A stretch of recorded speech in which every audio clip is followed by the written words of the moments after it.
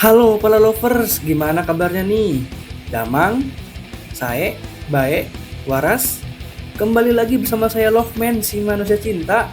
Setelah sekian lama tidak melanglang buana di dunia per-YouTuban, kali ini Loveman akan kembali hadir dengan wajah baru dan semangat baru. Dan gak lupa juga ya, bakal ngasih pantun di awal pembuka, biar kelihatan lebih asik aja gitu. Iya nggak? Ada gula, ada semut, belinya di Pulau Jawa. Buat kalian yang lagi cemberut, Rohman datang buat menghibur kalian semua. Cakep.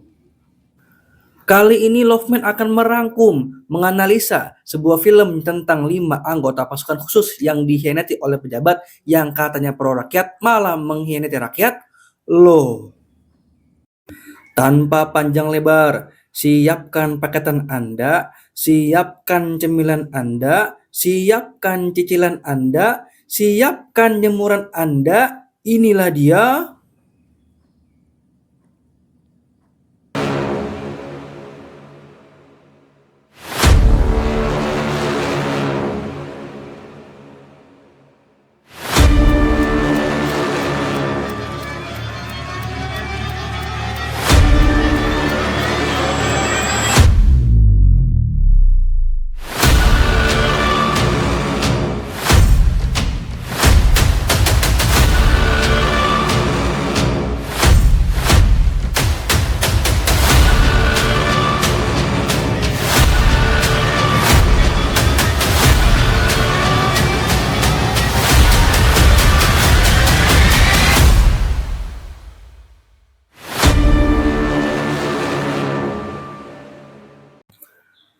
Scene diawali dengan memperlihatkan 5 orang pria yang sedang pergi berlibur.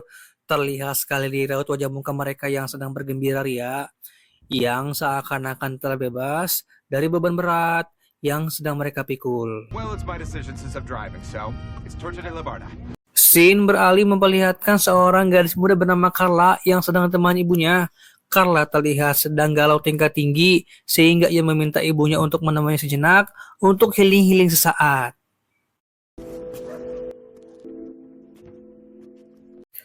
Sesampainya di jalan, karena Carla mukbang oseng-oseng jangkrik tanpa minum-minum acan, Carla pun yutah. Dan pada saat yutah itulah, Carla terkejut dengan melihat pemandangan yang tidak worth it sama sekali. Sejenak kita berpindah pada jagoan kita. Inilah dia. Kita panggil saja Kapten. Kapten terlihat sedang nongki dengan sahabat besinya yang lokasinya tidak jauh dari kantor tempat ia bertugas. Setelah puas nongki-nongki, Kapten pun terlihat keluar dan melihat Carla dan ibunya di kantor polisi untuk melaporkan apa yang mereka lihat tadi. Jauh panggang daripada api, bukannya Carla mendapatkan pelayanan bagus sebagai pelapor aduan masyarakat, Carla justru dihampiri oleh gang kata setempat dan mendapatkan perlakuan yang tidak enak sampai-sampai mereka berdua malah justru hampir menjadi korban penculikan.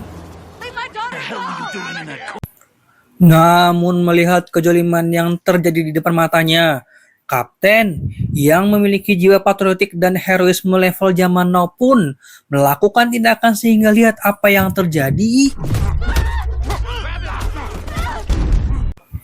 Di saat aksi tersebut berlangsung, tiba-tiba datang para petugas kepolisian yang langsung mengepung lokasi dan justru menodongkan pistol ke arah Kapten karena mereka tidak tahu siapa Kapten sebenarnya. I'm in the military. Di sini Kapten langsung menjelaskan bahwa ia adalah seorang tentara militer aktif di kesatuan. Dan untuk membuktikan omongannya, Kapten pun langsung mengeluarkan dompet dari sakunya dan melemparkannya pada petugas sehingga... Captain. Oh no!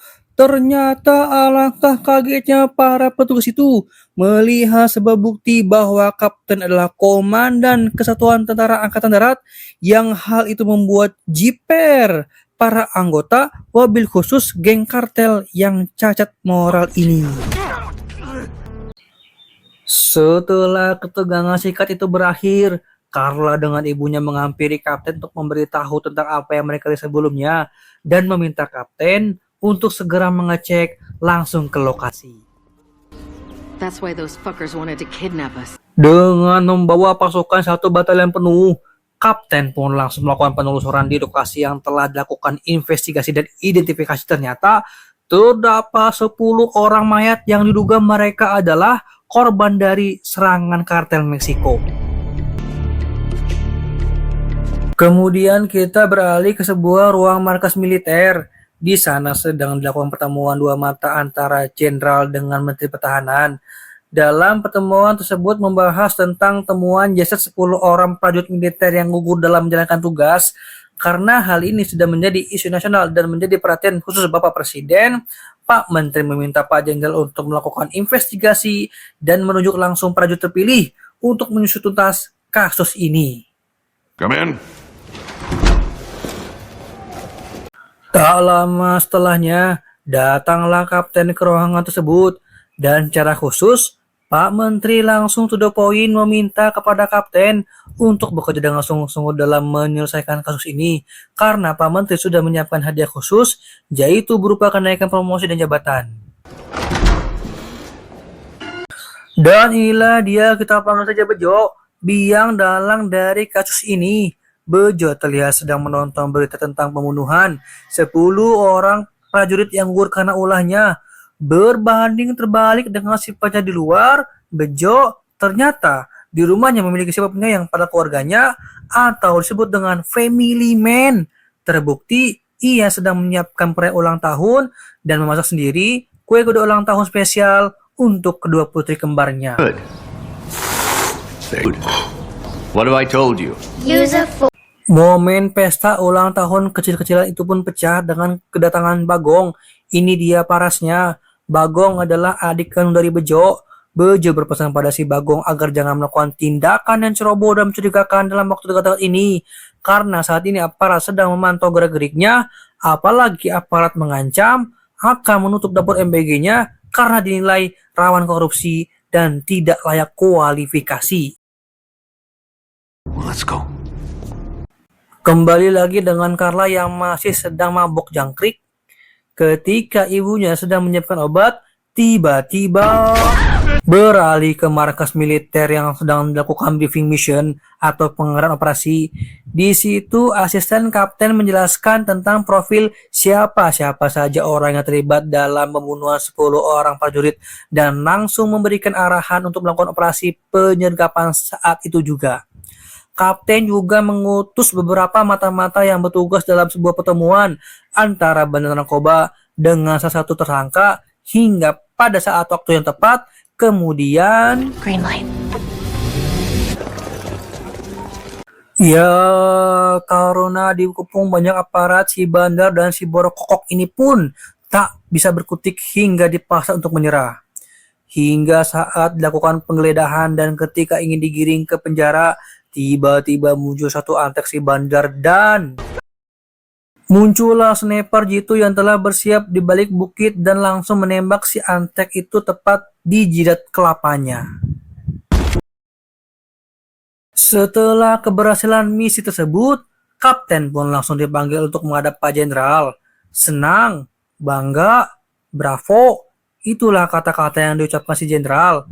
Atas keberhasilan itulah jenderal memberikan kesempatan kapten bersama timnya untuk pergi berlibur agar bisa menghilangkan penat dari hiruk-pikuknya dunia dan hingar-bingarnya dunia. And please enjoy your weekend and Bertempat di sebuah bukit, di situ Pak Menteri kedapatan bertemu dengan seorang yang tak disangka tak dinyana. Pak Menteri bertemu dengan Bejo.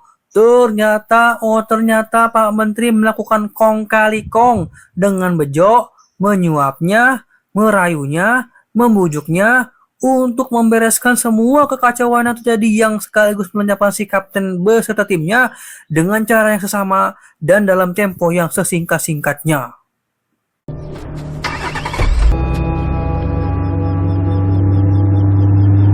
Hingga saatnya liburan tiba, mereka betul-betul sangat menikmati liburan ini, mengingat tugas dan tanggung jawab yang mereka emban, melindungi, mengayomi masyarakat, serta menjaga stabilitas keamanan negara, bahkan sampai-sampai nyawa pun dijadikan sebagai taruhannya.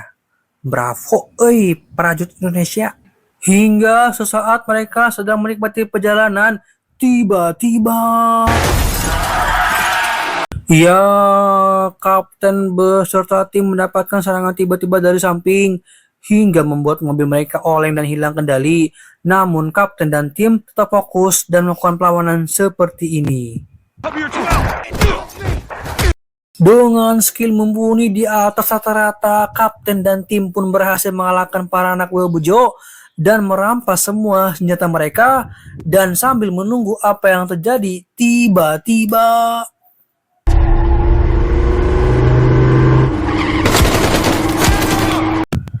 datanglah gelombang kedua serbuan dari musuh hingga membuat Kapten dan tim terpojok pada sebuah gundukan batu dan lubang tanah.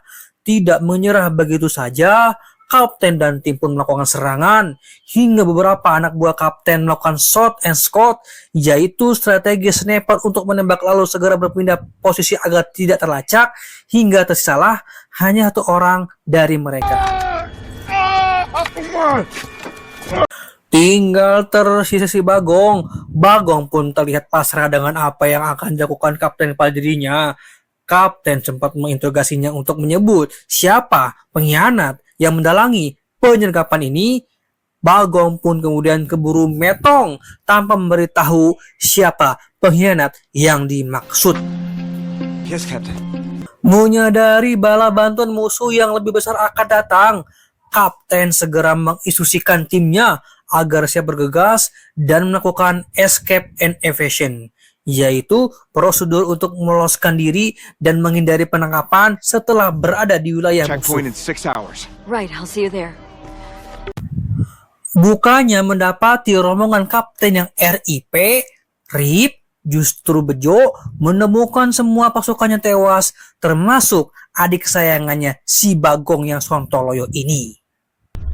I love you, brother. Dengan kemarahan yang memuncak, Bejo mengutus tentara bayaran seorang wanita yaitu si Mimin untuk segera melakukan pemburuan dan jangan sampai membiarkan mereka semua lolos. Follow him. Sejenak Kapten dan tim melakukan penyisiran di dalam hutan untuk menemukan tempat yang pas agar mereka bisa mendapatkan posisi yang menguntungkan. Salah satu langkah cerdik pun dilakukan oleh Polo, salah satu anak buah Kapten yang menggosokkan bajunya yang belum berdarah ke tanah. Hal itu dilakukan sebagai penyamaran agar tidak mencok dalam pandangan musuh. Dan ketika mereka semua sudah bersiap dengan posisi masing-masing, tiba-tiba How many? 9 of them. ya, terjadilah baku tembak yang mana Polo berhasil menembak beberapa orang musuh. Pertempuran bedil pun berlangsung sangat sengit sehingga membuat pasukan Kapten terdesak hingga masuk lebih dalam ke dalam hutan. Hingga Kapten menemukan sebuah gua, Kapten memberikan instruksi kepada mereka semua agar 3 orang masuk ke dalam, sementara Polo dan Kapten akan menahan mereka dari luar.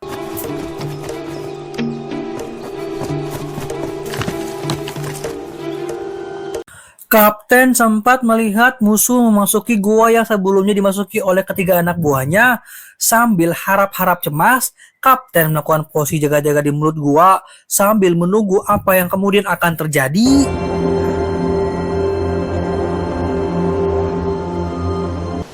Toro standing! Betapa leganya Kapten melihat ketiga anak buahnya masih selamat. Di sisi lain, Mimin sempat melarikan diri dan berhasil menemui Bejo dan menceritakan apa yang terjadi. Dengan fakta semua pasukan Bejo sudah habis digulung oleh Kapten CS, Bejo pun naik pitam dan mengerahkan semua pasukan terakhir dengan amunisi yang lebih edian tenan. Get together! Yes, sir! Kapten pun menyadari bahwa musuh mereka bisa melacak melalui jaringan sistem seluler. Kapten seketika langsung mengumpulkan HP semua anggota dan membuangnya. Hal itu dilakukan untuk mengelabui dan membuat musuh blind, buta, agar tidak mengetahui keberadaannya, sehingga itu memberikan waktu cukup yang banyak bagi Kapten CS agar bisa beristirahat dan menemukan tempat perlindungan. Dan pada saat istirahat itulah Kapten dengan sengaja mengecek HP yang tadi sempat direbut dari tangan si Bagong. Alangkah terkejutnya si Kapten CS, ternyata memang Pak Menteri sudah berkhianat bermain dengan Bejo yang adegan scene-nya tadi sudah kita lihat di awal tadi. Look, we're compromised. Tak mau galau atas pengkhianatan yang dilakukan oleh Pak Menteri, Kapten CS pun langsung bergerak mencari rumah pelindungan yang memang sedang mereka incar. Dan tidak memerlukan waktu yang lama, Kapten CS pun melakukan serangan senyap agar bisa menguasai rumah tersebut. Dan tiba-tiba setelah melakukan serangan dan mengkoitkan sama penjaga rumah, Kapten pun menemukan Carla dan ibunya yang disekap di dalam sebuah kamar. Dan Kapten menyuruh salah satu anak buahnya yang merupakan seorang dokter untuk segera memeriksa keadaan mereka berdua. What's your name? Carla. What's your name? My name is Lucia. Di dalam rumah itu, Kapten CS juga menemukan persenjataan dan amunisi yang lengkap. Sempat merasa putus asa dan kehilangan ide, bagaimana tidak atuh musuhnya datang terus menerus dengan pasukan baru, amunisi baru. Tapi Kapten tetap memberikan semangat dan motivasi, apalagi mereka baru saja menemukan senjata dan amunisi baru. Hurrah! Di sisi lain, Bejo CS menemukan bercak darah salah satu anggota anak buah Kapten yang terluka, sehingga hal itu membuat pengejaran semakin mudah hingga saat malam tiba, tiba-tiba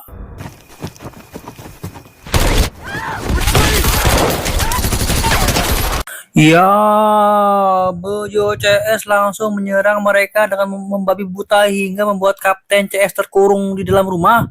Namun Kapten CS tidak mau kalah dengan melakukan serangan juga. Naasnya, Polo terkena tembakan pada bagian kakinya. Tidak mau menengahi dan menjadi benalu, Carla dan ibunya pun berinisiatif ingin membantu Kapten dalam melakukan serangan, sehingga Kapten yang melihatnya pun memberikan sedikit tutorial bagaimana cara menggunakan senjata. Dan kini Carla dan ibunya pun siap untuk beraksi. That's it. Nobody gets left behind. We get out together. Kembali dengan Bejo yang siap mengeluarkan senjata pamungkasnya berupa mesin, yaitu gun M60 berkaliber besar, sehingga Open fire! terdesak, tak berdaya, pasrah. Itulah kondisi yang menggambarkan Kapten CS sekarang. Tidak ada yang bisa mereka lakukan dalam kondisi seperti ini. Mereka terus saja digempur habis-habisan tanpa henti. Tidak ada celah, tidak ada ruang, tidak ada kesempatan. Apakah ini akan menjadi akhir dari kehidupan Kapten CS? Ya, di balik kesulitan pasti ada kemudahan. Sampai ketika peluru mereka habis, Kapten CS pun melakukan serangan balik sehingga musuh pun bisa ditumbangkan satu persatu, hingga Bejo melakukan manuver dengan cara mengirim beberapa pasukannya melalui terowongan lainnya, aksesnya bisa langsung masuk ke dalam rumah. Doesn't it have an exit or duct that goes to the river? Hal itu berhasil membuat pasukan Kapten CS kewalahan, bahkan sampai-sampai membuat beberapa anak buah Kapten CS tertembak. Tak mau menyerah, pasukan Kapten CS terus saja melakukan perlawanan hingga membuat persediaan amunisi mereka habis.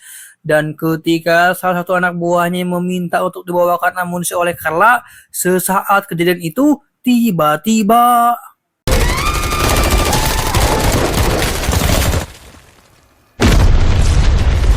salah satu anak buah Kapten yang terpojok melakukan pengorbanan dengan cara meledakkan bom yang membuat dirinya pun ikut gugur. Hal itu berhasil menumbangkan hampir seluruh pasukan Bejo yang akhirnya hanya menyisakan Bejo seorang. Enough! That's enough! Enough! Bejo masih sempat menembak di mana tembakannya mengenai bagian vital Polo hingga membuatnya ia gugur. Di mana pada saat itulah, dengan emosi yang memuncak hingga level ubun-ubun pun, Kapten ingin sekali memujarkan si Bejo Bangkarawara ini karena sudah banyak melakukan kemudorotan dan kefasikan di muka bumi. Namun kapten menginginkan duel one by one tanpa senjata karena hal itu akan lebih terlihat jantan dan maskulin. No, we have honor. Hingga pada akhirnya kapten memenangkan duel tersebut. Sebagai aparat yang adil dan taat pada hukum, kapten lebih memilih untuk memenjarakan si borok kokok ini ketimbang untuk menghabisinya di lokasi kejadian. You messed with special forces, bitch. At the end, kejahatan akan kembali kepada asalnya. Kebenaran akan mengalahkan keburukan. Tidak ada tempat di dunia ini bagi kejahatan, karena kejahatan pada akhirnya akan sirna selama-lamanya. Maaf ya para lovers, kalau pembawaan saya agak sedikit kesunda-sundaan. Maklumlah karena saya lahir dan tumbuh dari lingkungan Sunda serta masyarakat Sunda. Jadi kalau ngomong itu agak pakai bahasa Sunda ya. Tapi saya mencoba untuk menaruh sedikit dialek dan aksen dari lain. Contoh misalkan dari Jawa, Betawi, dan lain-lain. Tapi gak apa-apa lah. Salam hangat dan cinta ya dari Loven buat para lovers dari seluruh Indonesia, mana aja, suku mana aja. Dari suku Jawa, Betawi, Batak, Ambon, Madura, Bugis, Minang, dan lain-lain. Pokoknya semuanya lah seluruh Indonesia. Karena kalian itu the best pokoknya lah. Hikmah yang bisa kita ambil dari film ini adalah pengkhianatan akan selalu ada menghantui kita, bisa saja dari siapa saja meskipun dari orang yang kita percayai. Pengkhianatan bukan sekedar tentang siapa yang pergi, pengkhianatan adalah ketika seseorang yang kita percaya memilih menghancurkan kepercayaan itu demi kepentingannya sendiri. Namun, setiap luka yang ditinggalkan akan mengajarkan kita untuk lebih bijaksana dalam menilai hati manusia. Orang lain bisa saja mengkhianati kita karena kita tidak bisa mengontrol sikap orang lain terhadap kita. Tapi jangan sampai kita mengkhianati orang lain, karena berkhianat adalah salah satu ciri dari kemunafikan.